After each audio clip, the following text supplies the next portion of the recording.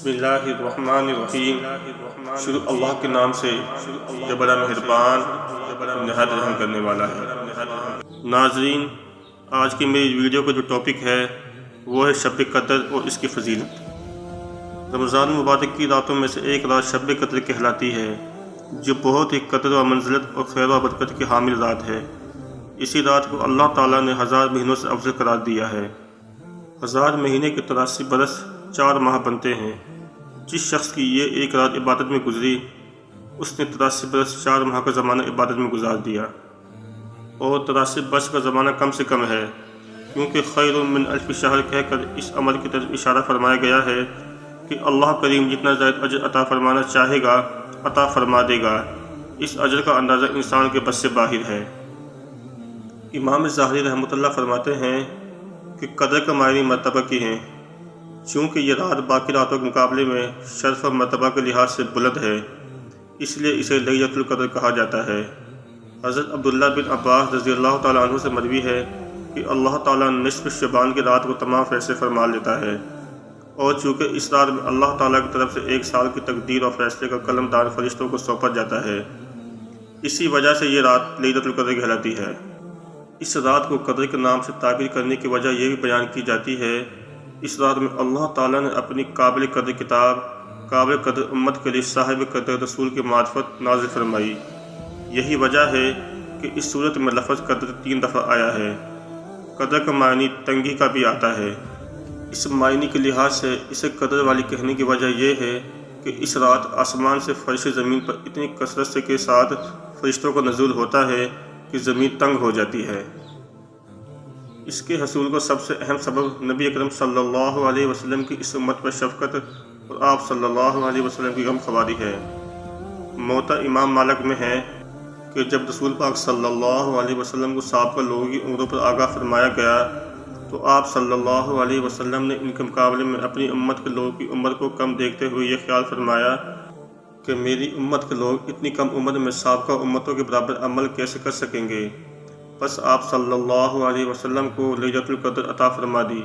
جو 1000 مہینے سے افضل ہے۔ اس کی تائید حضرت ابن عباس رضی اللہ تعالیٰ عنہ سے منقول روایت سے بھی ہوتی ہے۔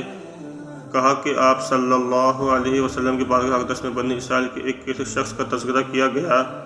جس نے 1000 ماہ تک اللہ تعالیٰ کی راہ میں جہاد کیا تھا، تو آپ صلی اللہ علیہ وسلم نے اس پر تعجب کا اظہار فرمایا اور اپنی امت کے لیے آرزو کرتے ہوئے جب یہ دعا کی کہ اے میرے رب، میری امت کے لوگوں کی عمریں کم ہونے کی وجہ سے نیک اعمال بھی کم ہوں گے، تو اس پر اللہ تعالیٰ نے شب قدر عنایت فرمائی۔ سابقہ امتوں میں سے یہ شرف کسی کو بھی نہیں ملا۔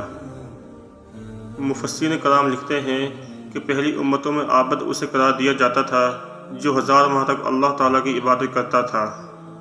لیکن نبی کریم صلی اللہ علیہ وسلم کے صدقے میں اس امت کو یہ فضیلت حاصل ہوئی کہ ایک رات کی عبادت اس سے بہتر مقام حاصل کر لیتی ہے۔ سابقہ امتوں کا عابد شخص وہ ہوتا جو 1000 ماہ تک اللہ تعالیٰ کی عبادت کرتا تھا، لیکن اس کے مقابلے میں اللہ تعالیٰ نے اس امت کے افراد کو یہ شب قدر عطا کر دی، جس کی عبادت اس 1000 ماہ سے بہتر قرار دی گئی۔ گویا یہ عظیم نعمت بھی سرکار دو جہاں صلی اللہ علیہ وسلم کی غلامی کے صدقے میں امت کو نصیب ہوئی۔ سیدنا ابو ہریرہ رضی اللہ تعالیٰ عنہ سے مروی ہے، آپ صلی اللہ علیہ وسلم نے فرمایا، جس شخص نے شب قدر میں اجر و ثواب کی امید سے عبادت کی، اس کے سابقہ گناہ معاف کر دیے جاتے ہیں۔ حضرت انس رضی اللہ تعالیٰ عنہ سے روایت ہے کہ رسول خدا صلی اللہ علیہ وسلم نے لیلۃ القدر کی فضیلت بیان کرتے ہوئے فرمایا، شب قدر کو جبرائیل علیہ السلام فرشتوں کو جسمت میں زمین پر اتر آتے ہیں اور ہر شخص کے لیے دعائیں مغفرت کرتے ہیں جو کھڑے بیٹھے یعنی کسی حال میں اللہ کو یاد کر رہا ہو۔ ام المومنین حضرت عائشہ صدیقہ رضی اللہ تعالیٰ عنہ سے مروی ہے کہ رسول اللہ صلی اللہ علیہ وسلم نے فرمایا، لیلۃ القدر کو رمضان کے آخری عشرے کی طاق راتوں میں تلاش کرو، چونکہ اعتکاف کا مقصد بھی تلاش لیلۃ القدر ہے،